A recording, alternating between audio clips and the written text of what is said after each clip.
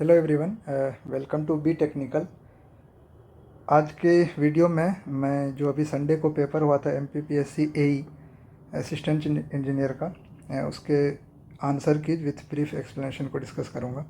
तो इस वीडियोस में आपको टोटल 25 क्वेश्चन को मैं डिस्कस करूंगा और बाकी क्वेश्चन नेक्स्ट वीडियोस मिलेगा। सो पार्ट वाइज वीडियोस आएंगे। तो ये पहला वीडियोस में मैं ये खंड ब जो सेक्शन बी सिर्फ सिविल इंजीनियरिंग का है उसको डिस्कस करने वाला हूँ। तो स्टार्ट करते हैं। क्वेश्चन नंबर 51 यहाँ से स्टार्ट है सिविल इंजीनियरिंग के क्वेश्चन। उससे पहले नॉन टेक्निकल क्वेश्चन है तो वो उसको देखते हैं बाद में, पहले सिविल को ही डिस्कस कर लेते हैं। तो पहला क्वेश्चन है, कह रहा कि a sample of dry soil weight 68 grams. Dry soil का वेट है 68 gram, okay. And find the volume of voids. Volume of voids find out करना है।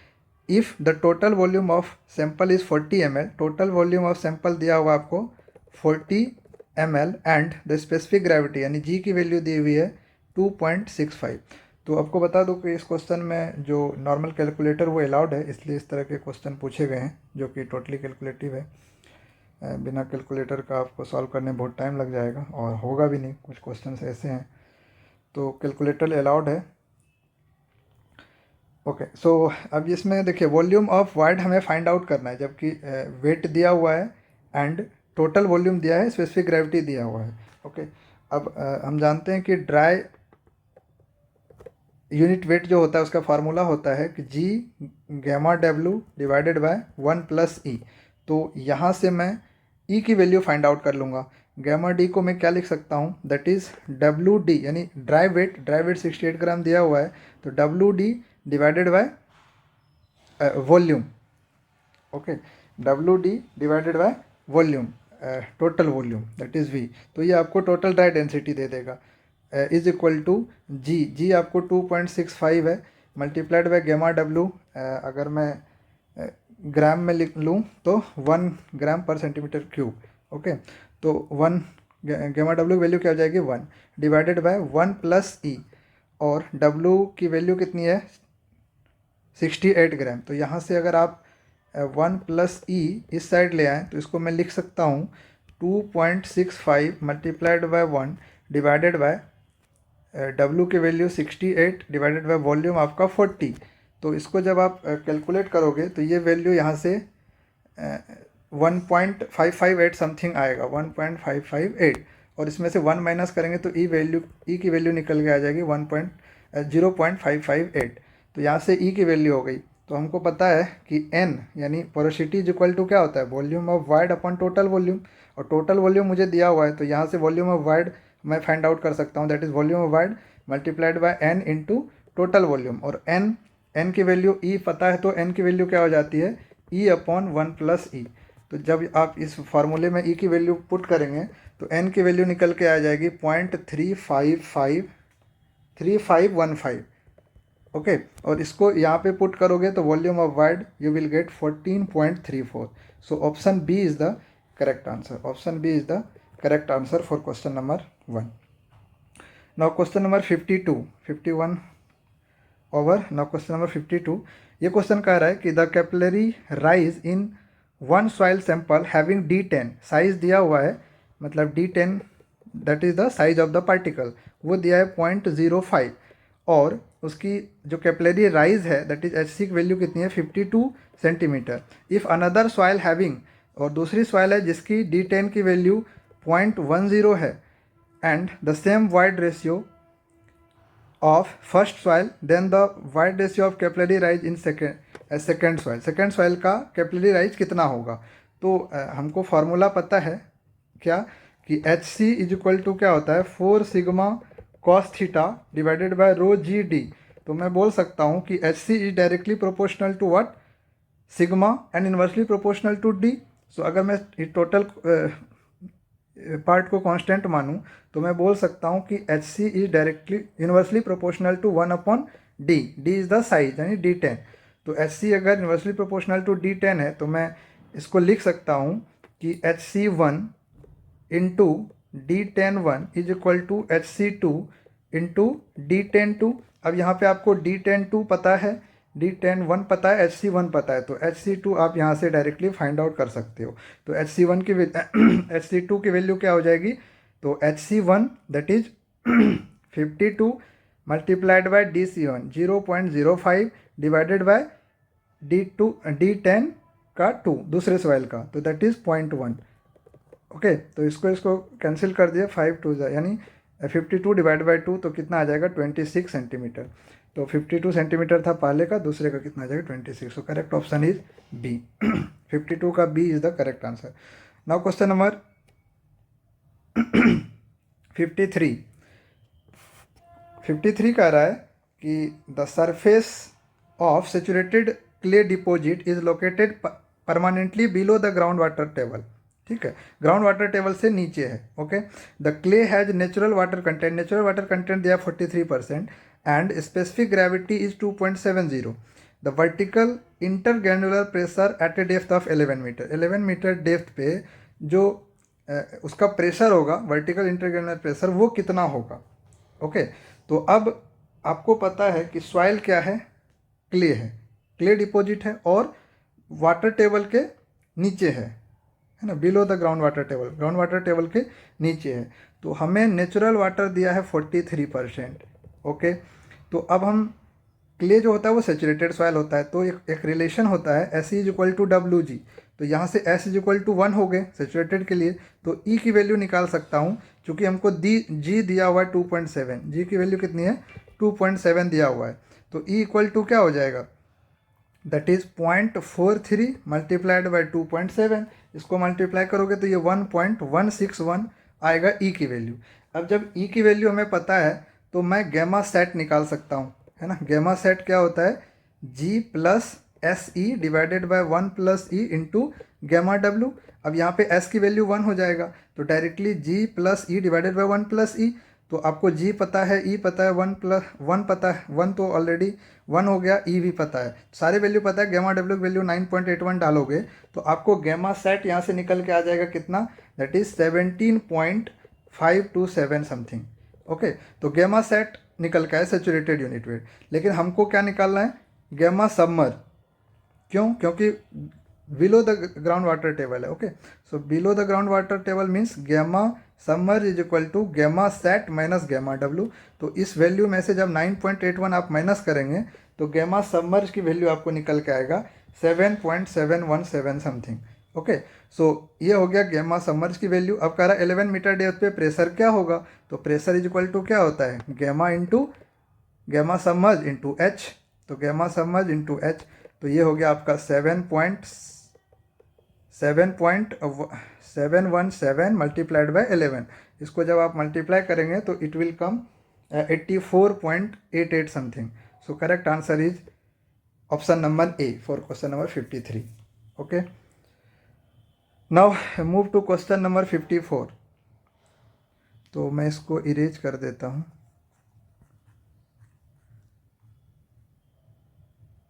ओके, क्वेश्चन नंबर 54 कह रहा है कि a normally consolidated clay layer settles 2 centimetre when the effective stress is increase from 80 to 160 kilometre per metre square. When the effective stress is further increase to 320 kilometre per metre square the further settlement will be. देखिए, ये direct settlement से question है। अगर आप इस फार्मूले पे करेंगे that is delta H is equal to क्या होता है, H इंटू, एक मिनट इसको इरेज कर दूँ मैं।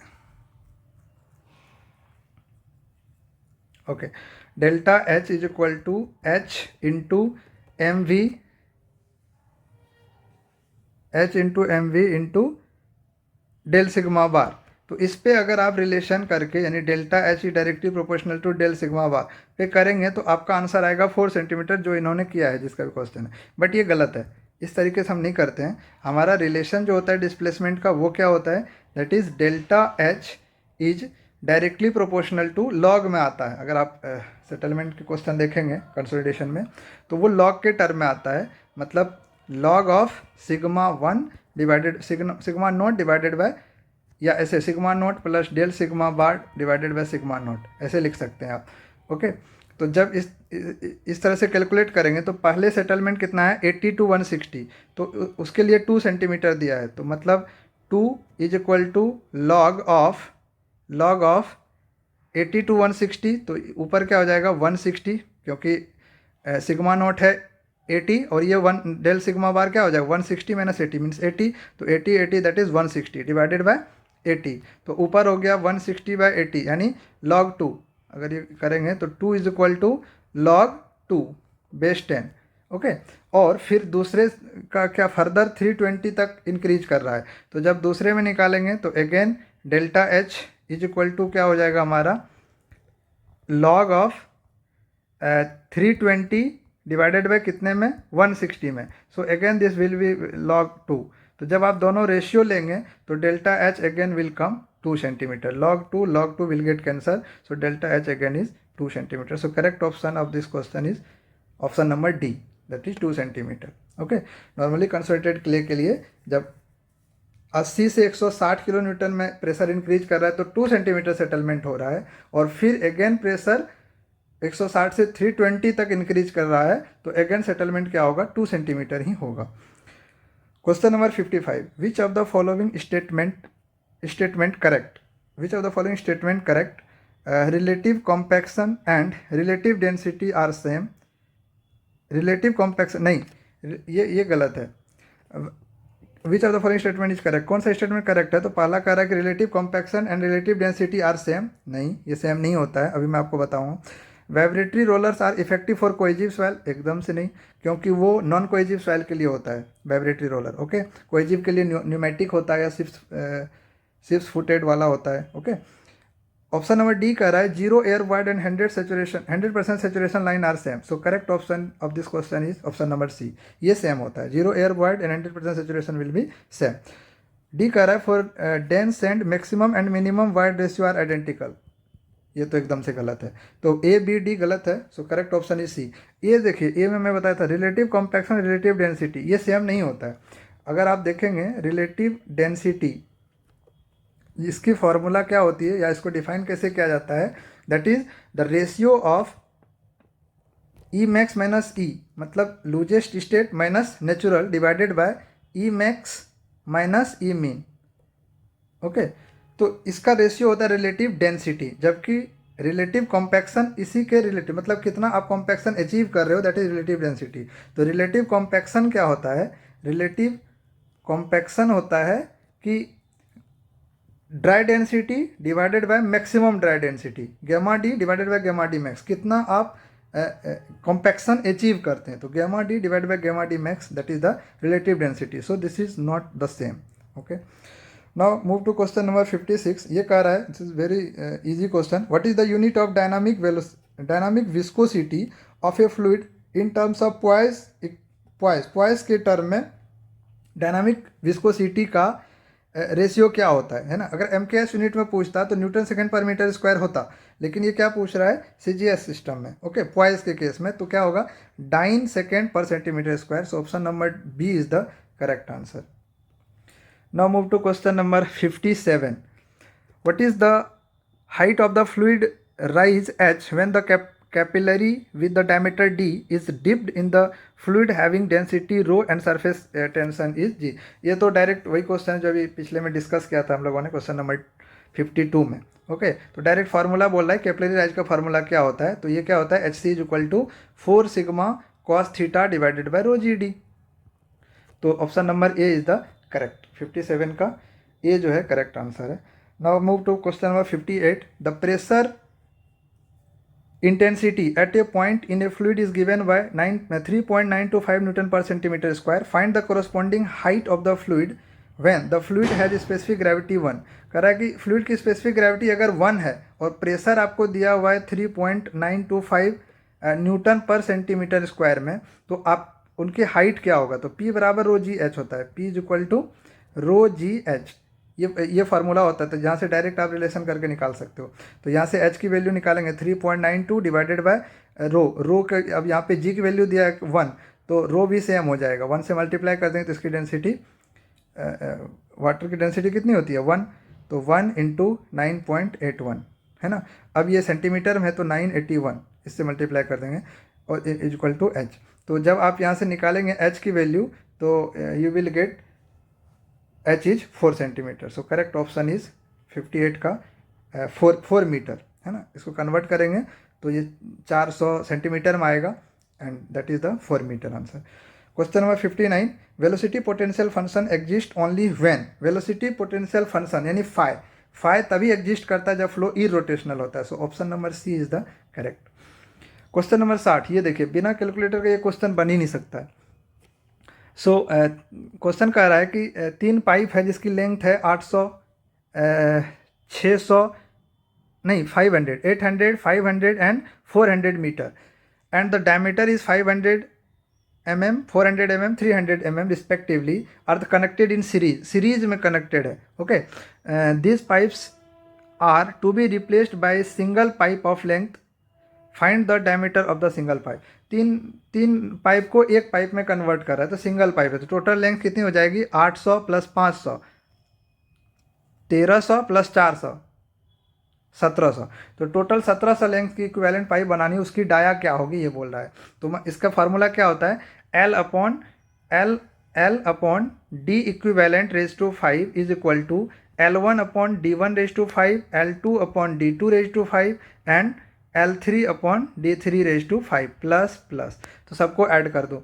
तो अब L1 पता है, तो L1 कितनी आपकी 800, तो 800 डिवाइडेड बाय 500, L1 के कोरस्पॉन्डिंग डायमीटर है 500, तो 500 रेज टू 5 प्लस सिमिलरली क्या हो जाएगा 500 डिवाइडेड बाय इसकी कितनी है 400 रेज टू 5 प्लस नेक्स्ट है 400 डिवाइडेड बाय 300 आया है raise to 5।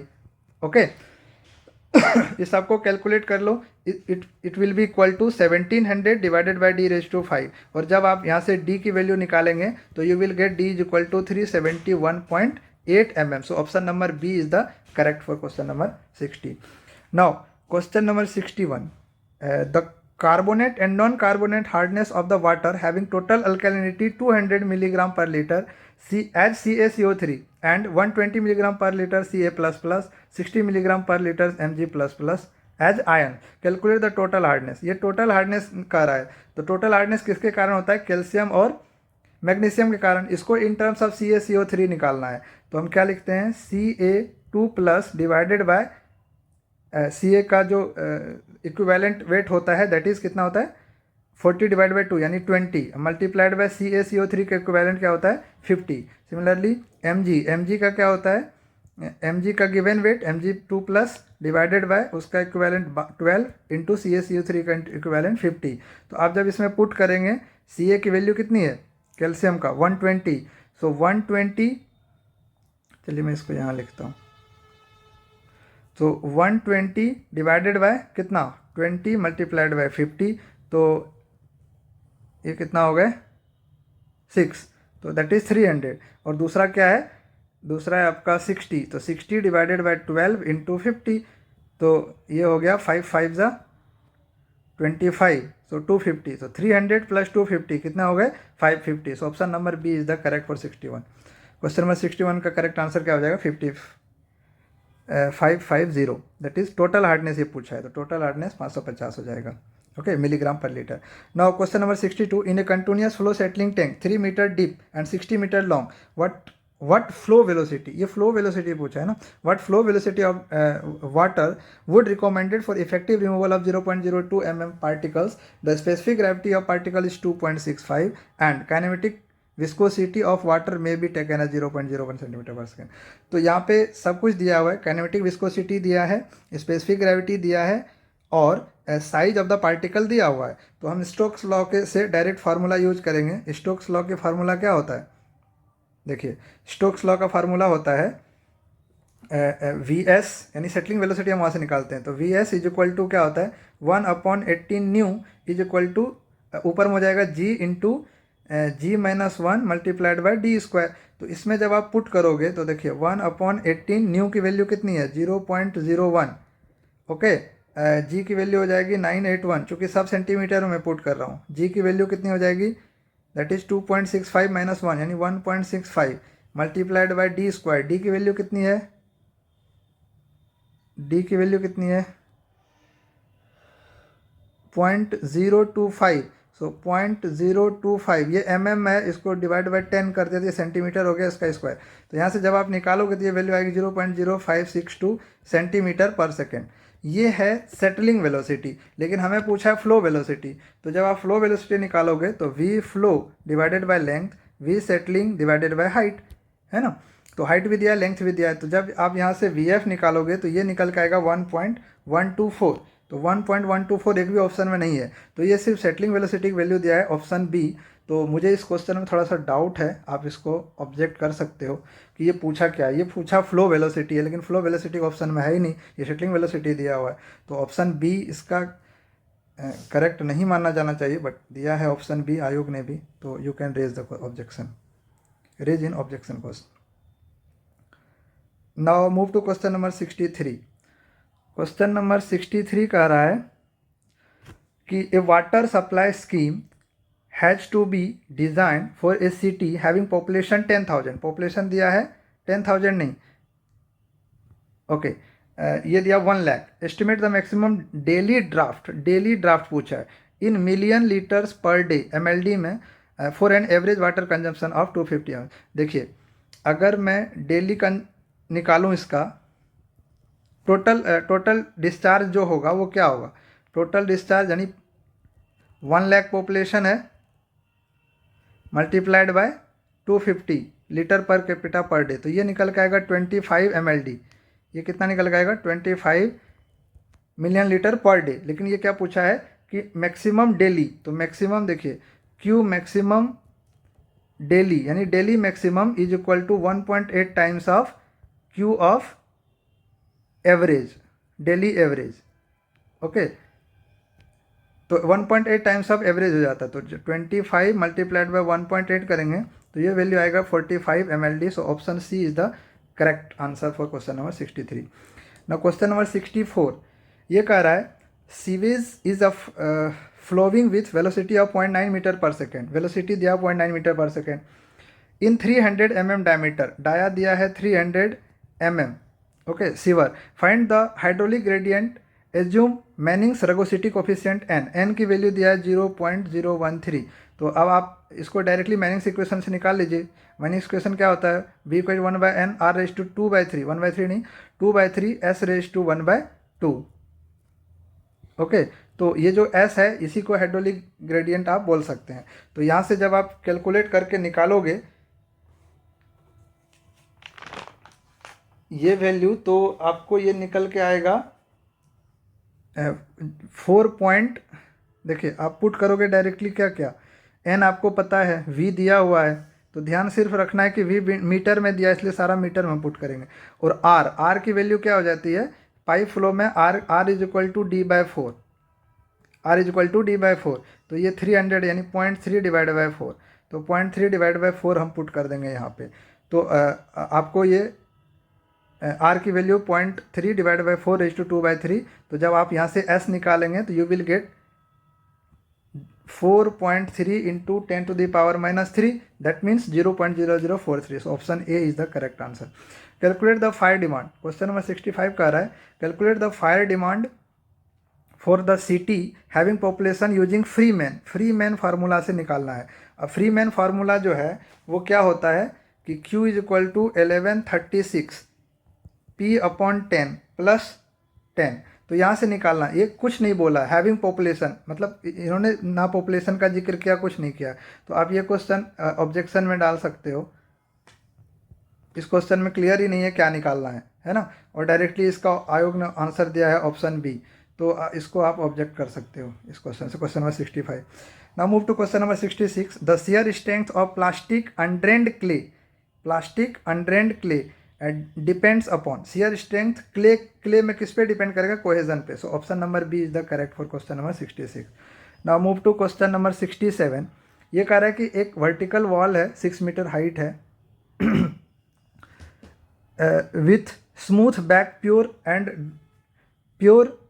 And dry sand behind it. Dry sand है तो सी जो है वो 0 है, ओके, मतलब सैंडी है, कोहेजन लेस सॉइल है। और फाई की वैल्यू दी है 30 डिग्री, गैमा की वैल्यू दी है 18 किलोन्यूटन पर मीटर क्यूब, 18 किलोन्यूटन पर मीटर क्यूब दिया है गामा की value. The active pressure at the base of the, base में एक्टिव प्रेशर क्या होता है तो ये सिर्फ प्रेशर पूछा है, तो बेस पे प्रेशर क्या होगा इस तरह से, तो ये वैल्यू क्या होगा KA गामा एच। अब के ए साइन 30 डिग्री है ना, तो 1 minus sine 30 divide by 1 plus sine 30, ये वैल्यू निकल के आएगा 1/3। कितना आएगा? 1/3 निकल के आएगा के ए की वैल्यू। तो 1/3 मल्टीप्लाइड बाय गामा, गामा की वैल्यू कितनी है 18, मल्टीप्लाइड बाय एच, एच की वैल्यू कितनी है 6। तो जब इसको आप कट करोगे तो ये 6 6 जा 36। So option number B is the correct option for 67। Now move to question number 68। If the gross bearing capacity of a footing strip footing 1.5 metre wide है ना, बी दिया हुआ है 1.5 metre, located at a depth of 1 metre, 1 metre below है ना, 1 metre depth पे located है, उसकी ग्रॉस बेयरिंग कैपेसिटी कितनी दी है, यानी Q gross is equal to 400 kilo newton per metre square. It's net bearing capacity. अब नेट आपको पूछ रहा है कि नेट क्या होगा, तो हमें पता है क्यू नेट इक्वल टू क्या होता है, क्यू ग्रॉस माइनस गेमा into D F.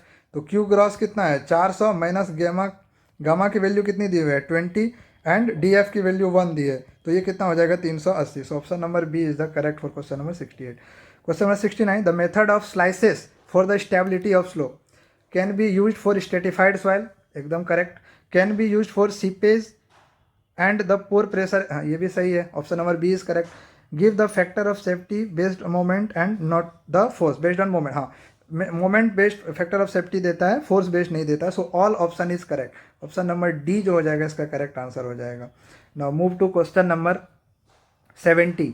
Question number 70 का रहा है a pile group consist of 9 friction pile of 300 mm diameter and 10 metre length driven. देखिए फ्रिक्शन पाइल बोला है, ठीक है, ध्यान रखना है, जिसकी डाया दी हुई है कितनी 0.3 मीटर और नंबर ऑफ पाइल कितना है 9 है, लेंथ कितनी है 10 मीटर है और सी यू की वैल्यू कितनी दी है 100 kilo newton per metre square दिया हुआ है, गामा दिया हुआ है आपको 20 kilometre per metre cube, spacing दिया हुआ है आपको 0.75 स्पेसिंग दिया हुआ है,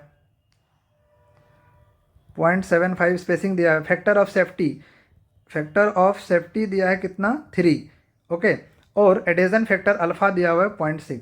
तो अब हम डायरेक्ट फार्मूला लिखते हैं, क्या होता है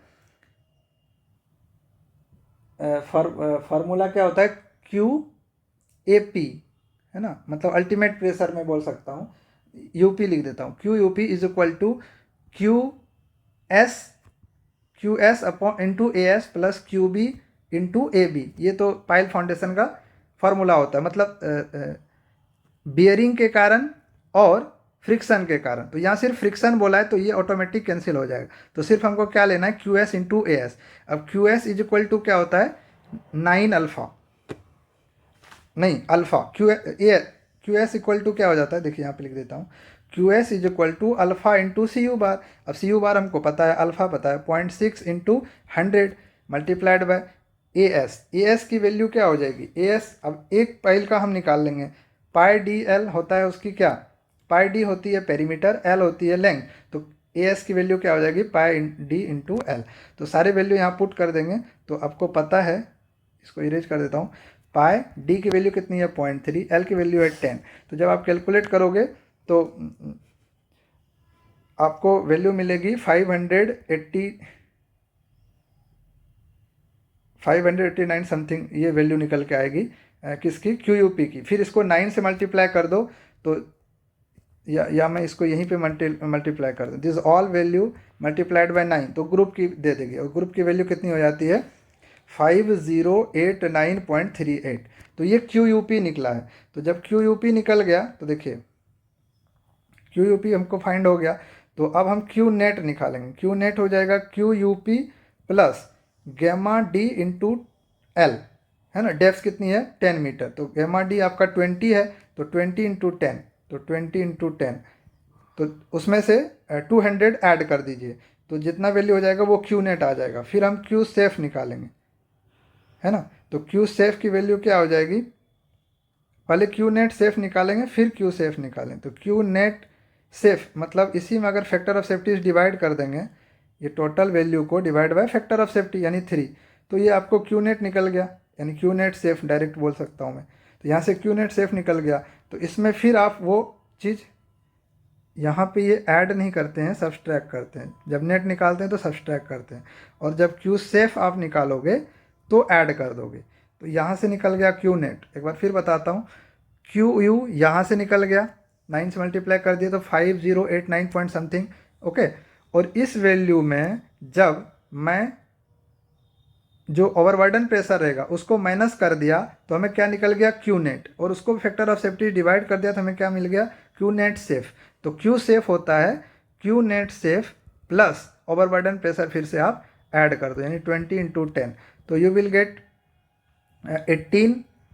1886.4। So option number B C जो होगा इसका करेक्ट आंसर हो जाएगा 70 का।